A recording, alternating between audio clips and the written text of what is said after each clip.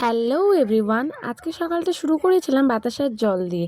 তারপর ব্রেকফাস্টে খেয়েছিলাম ভাত ভাজা খেয়েছিলাম, কালকের খেয়ে ভালো লেগেছিলো তো তাই জন্য আজকেও খেয়ে নিয়েছিলাম। তারপরে দেখো সবজিগুলো বার করে আমি ছড়িয়ে ছিটিয়ে নিয়ে বসেছি সবজি কাটবো বলে। তো ফার্স্টেই মাছগুলো এনেছিল, তার মধ্যে ছিল পার্শে মাছ, পমফ্রেট মাছ আর ছিল কিছু চিংড়ি মাছ। তো মাছগুলোকে ভালো করে ধুয়ে নুন হলুদ মাখিয়ে রেখে দিলাম। তারপর সবজি কাটার পালা। লাউটাকে একদম কুচিয়ে রেখেছি আর চিচিঙ্গেগুলোকে নুন হলুদ মাখিয়ে রেখে দিয়েছি, আর কেটেছি বেগুন। তো আজকে দুপুরে রান্না করেছিলাম চিচিঙ্গেগুলো পেঁয়াজ শুকনো লঙ্কা দিয়ে ভেজেছিলাম, আর করেছিলাম লাউ চিংড়ি, একদম শুকনো শুকনো দারুণ খেতে হয়েছিল। আর করেছিলাম দই সর্ষে বেগুন। আজকে 3টে তরকারি আমার পছন্দ মতো।